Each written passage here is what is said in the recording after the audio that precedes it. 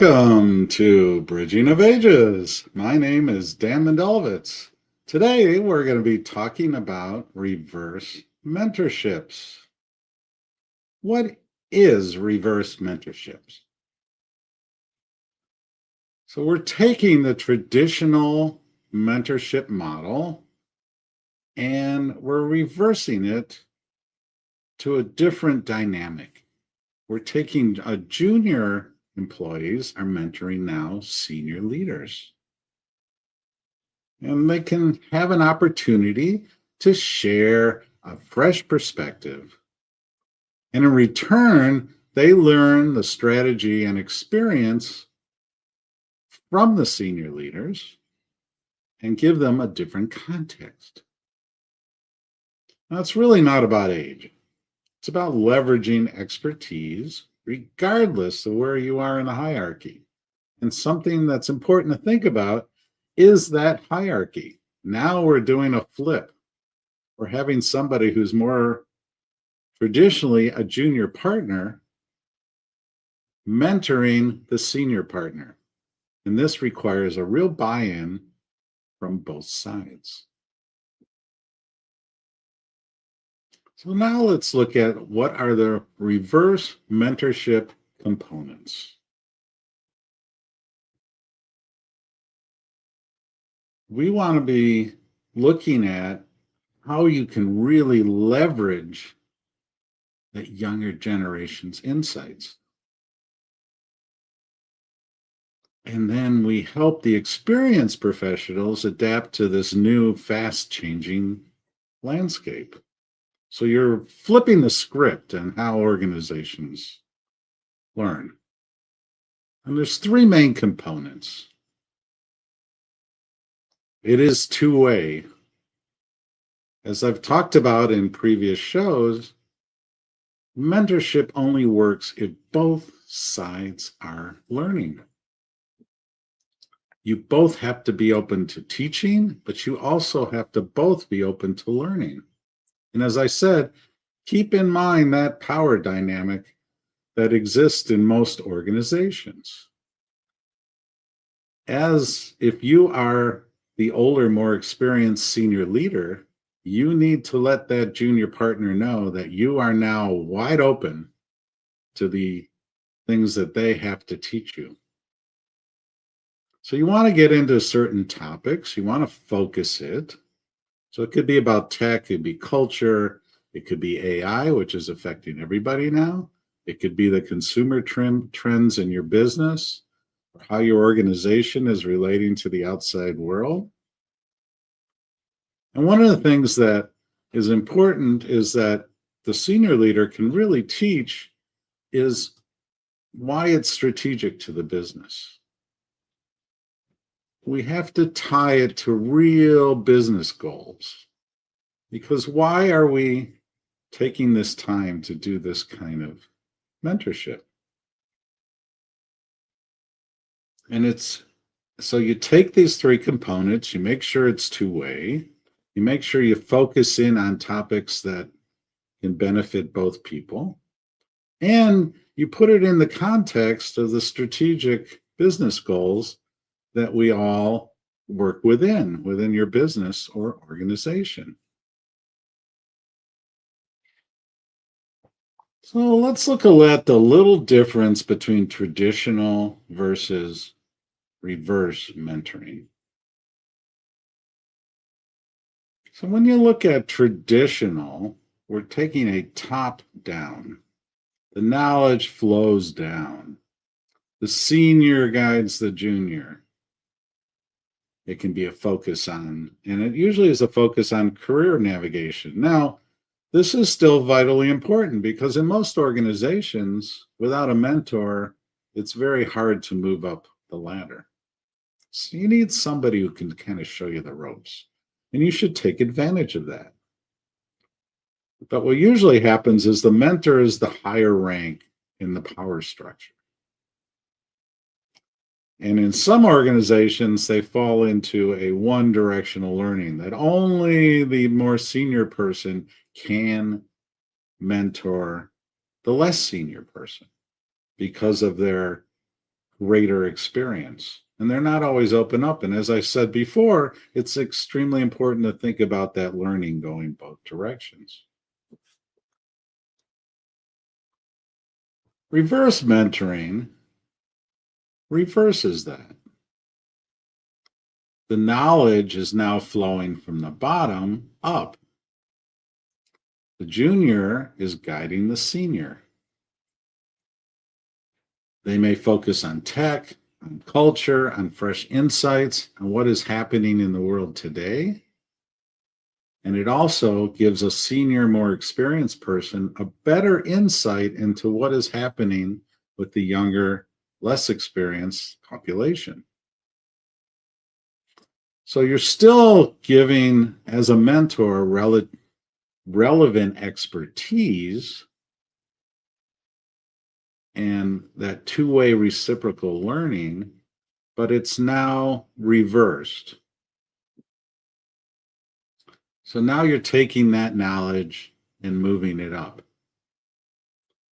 And if you think about it in your organization, it is extremely important that you understand what the other groups are telling you. And this goes back to our whole idea of intergenerational teams. Because if you can build these strong mentoring combinations, your intergenerational team becomes quite stronger. And as we have found, and if you look at some of the earlier episodes, what's really comes out of that is the part where it says, wow, we're not only more productive, but we're more innovative because we are open to the whole idea that the best ideas come from everybody, not just from particular people. And this kind of reverse mentoring helps open up that conversation. Because if you, as a senior member, are open to learning from your younger members, you're going to have a better dialogue within your intergenerational teams. So this flows into what the benefits are for the organization. It helps leaders adopt new tools faster. AI is a big example. It's coming into every part of life. Mentored employees have been shown over and over again to have a much higher retention rate because they have a reason to be there. But the important thing is they better understand what the business is about. Because frequently, as leaders, we don't articulate well how what you do day to day in your work benefits the company, helps us make a profit, helps the organization serve the people that they are set up to serve. And the junior partner here is now given an opportunity for their insights to really start reaching those executive levels because that communication is sometimes cut off or there's an intermediary that you have to go through. And if we get too hierarchical and we're not open to hearing what's going on the floor, on the ground with our employees, we are going to miss a lot of things as executive leaders. This also helps with morale because if your more junior employees see that their ideas can also be acted on and that their contributions count, it really reduces that us versus them thinking, which can sometimes happen in very hierarchical systems. So if you're elevating their voices, they're feeling that they belong, they feel that they're contributing, they're feeling that their ideas count.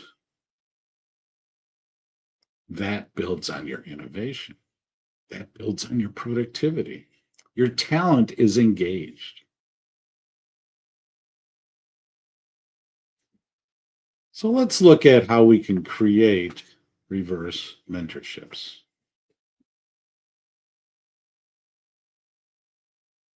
What you want to do is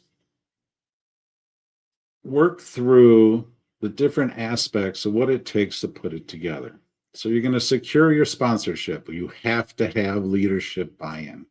And that's what most of the things we talk about. If the leadership isn't bought into the idea, it's going to fail. They have to sponsor it.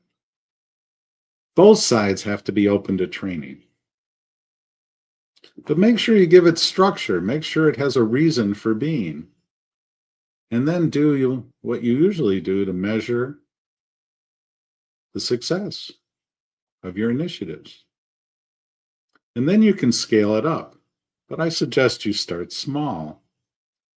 So you want to tie your program to some strategic business outcome that's important to your business or organization. Remember, if the executive buy-in matters, and they need to communicate that to the people who are involved in this program, that they want to see it succeed, that they're going to give you the resources, that you're going to be able to carve out time out of your day in order to do this, that this is now part of your job, not additionally to your job. Then you have to set up a feedback loop. The mentors and mentees have to learn how to communicate with each other. Often there's very different communication styles, is what we've talked about in some of our earlier shows. And always within the system, there's a bias and a power dynamic because sometimes you're mentoring your own boss or somebody who's at your boss's level. You need to keep that in mind because there is a natural power structure within companies and organizations, which helps them work.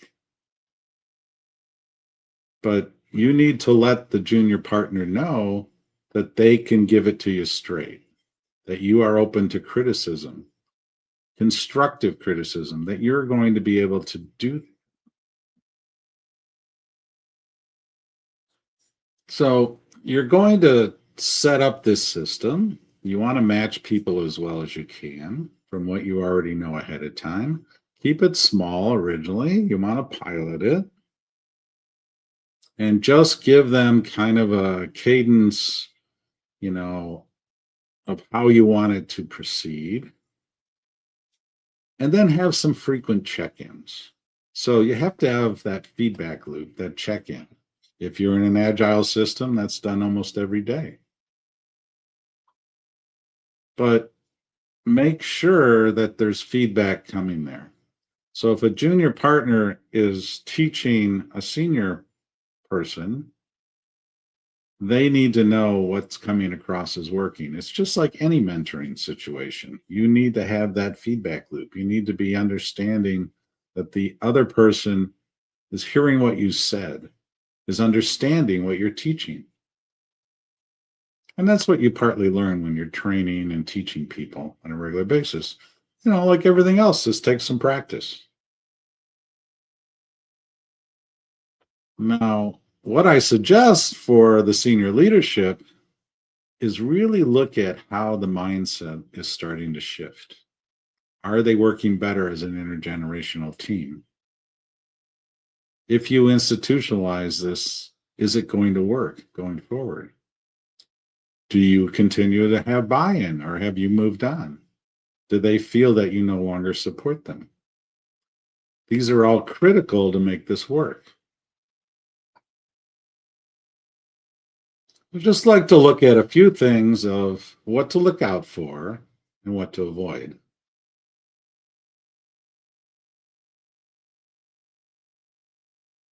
No leadership buy-in is probably the biggest. Power imbalances, no clear goals, skipping training, no measurement. All that can be turned around if you.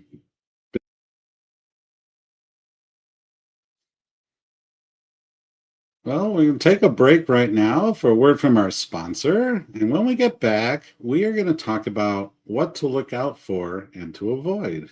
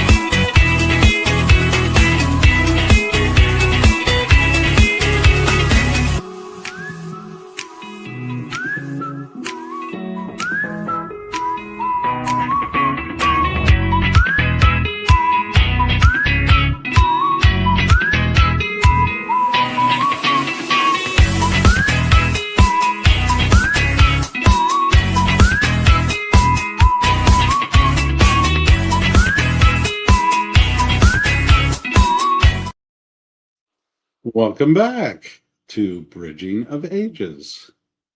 My name is Dan Mendelvitz. If you're just joining us, we're talking about reverse mentorships. We want to take a look at what to look out for and avoid. So what are the pieces that you should be looking out for when you're setting up this reverse mentorship in your organization? No leadership buy-in. Without leadership buy-in, this ain't going to work.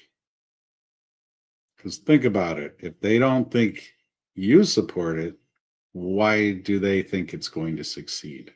You really have to give them that concept that this is something that you want to see succeed in your organization.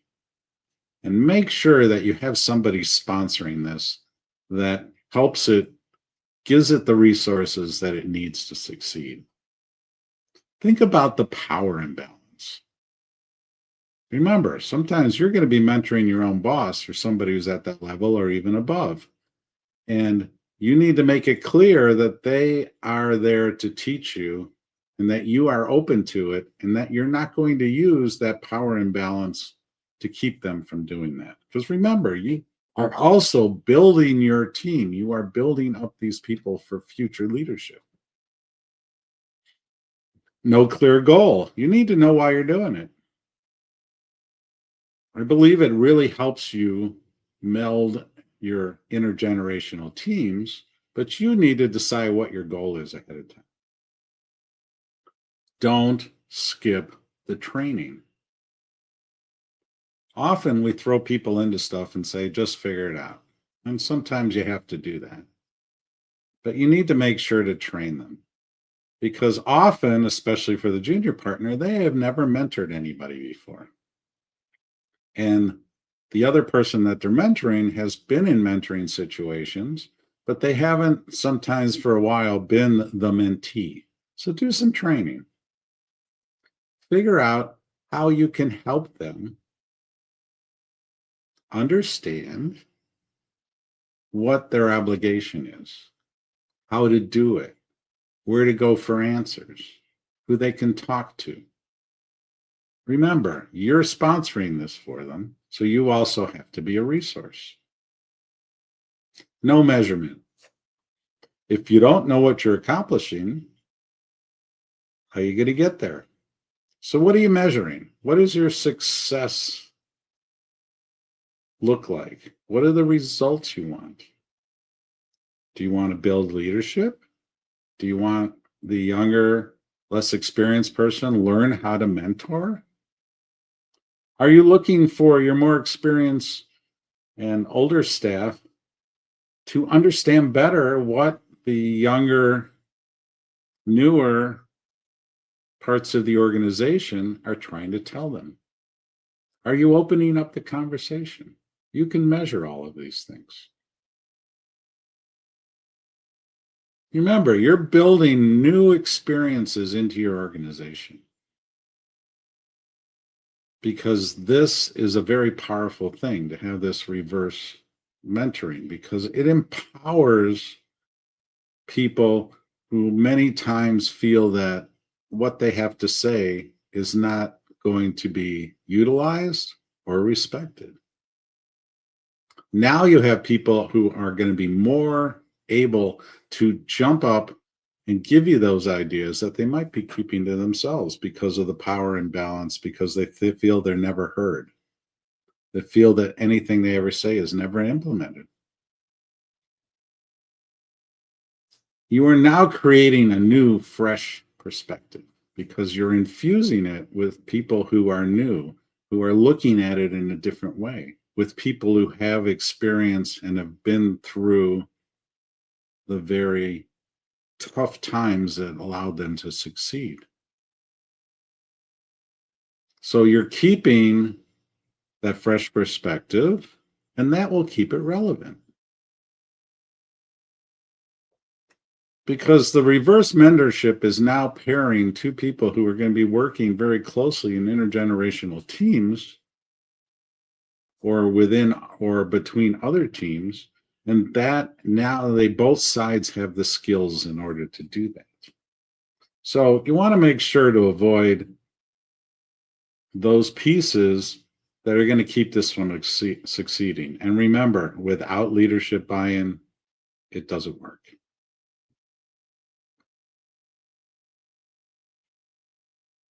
So let's look at some action items that you can utilize in order to help this work for you.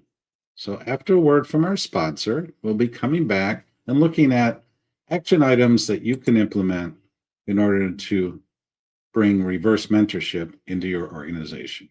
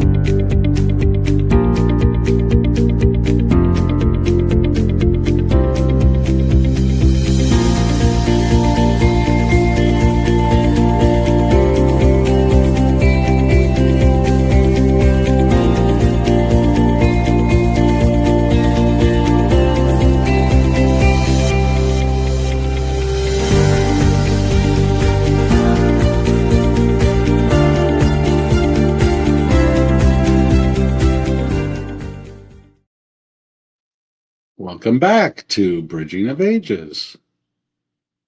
If you're just joining us, we've been talking about reverse mentorships. And now we're going to talk about some action items that you can do in order to implement reverse mentorships. Action item 1, pick one strategic goal. Why are you doing this? How does it benefit your organization? Don't bite off too big of a chunk. I suggest to you that I feel that it really helps empower your younger and less experienced workers because now they get to teach somebody who's been experienced and been there a while. It now empowers them to understand that their ideas count, and that is going to enhance your innovation. Action item 2, pilot with senior sponsors. So what does this mean? You have to have buy-in from the executives. There has to be somebody who is sponsoring this for the organization. So set up a pilot program with just a few pairs of mentors and enable your organization to move forward with this. And like I said, what I've seen many times is organizations add these things to people, but don't make it part of their official job. So they have to add it on. They have to find time for it. And then it gets pushed aside for other priorities. So if the senior people have bought into this and told them that this is now part of your job and that you can carve out time every day or every week in order to do this, you are going to have a pilot that is going to succeed. Action item 3. Measure the mindset shift. So what are you measuring? You're going to have your success factors that you're going to measure. You're going to see, oh, is there better learning? Is there better communication? Are my intergenerational teams growing and working better together? Have my senior people accepted the learning from the younger people, the junior person? Have we removed some of the power dynamics that keep us from getting our work done? And if all those pieces are falling into place, you will notice there's a mindset shift. And you can measure that in the success of your teams and the success of your people. You will see in meetings and elsewhere that these junior partners who may not have spoke up, who may have thought that their ideas didn't count as much as somebody else's, now feel that there's buy-in, that they count, that what they have to contribute really matters. That sparks your innovation. That improves your productivity. So let's look at our action items. Action item 1, pick one strategic goal. Action item 2, pilot with senior sponsors. Action item 3, measure the mindset shift. And for our tip of the day today, wisdom flows both ways.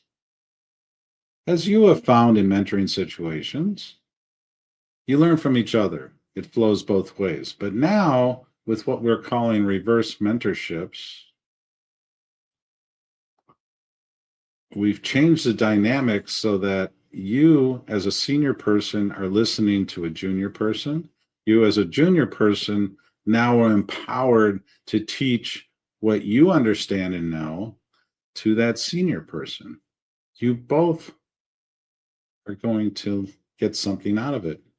Because remember, reverse mentorship is mentorship.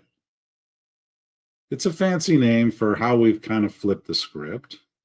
But when it boils down to it, it is mentorship. And now you're turning on the talent that you already have in your organization. And it's really helping become that fastest route to success. So remember the tip of the day, wisdom flows both ways. Reverse mentorship is mentorship. This has been Bridging of Ages. My name is Dan Mendelvitz. Please subscribe to my YouTube channel.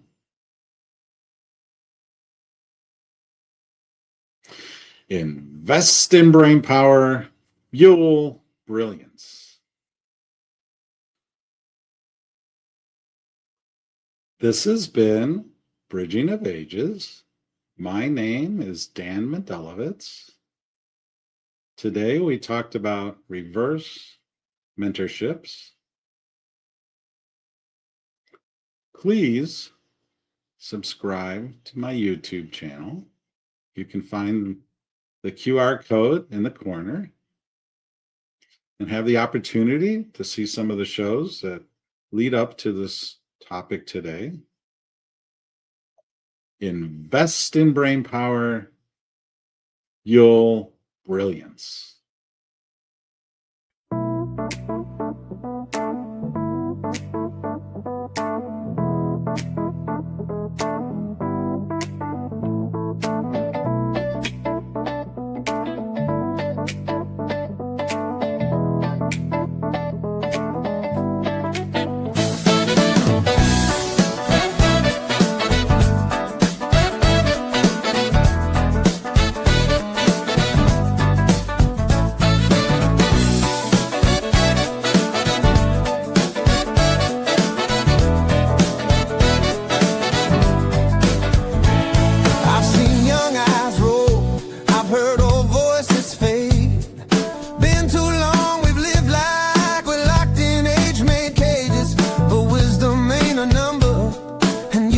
Just a fake.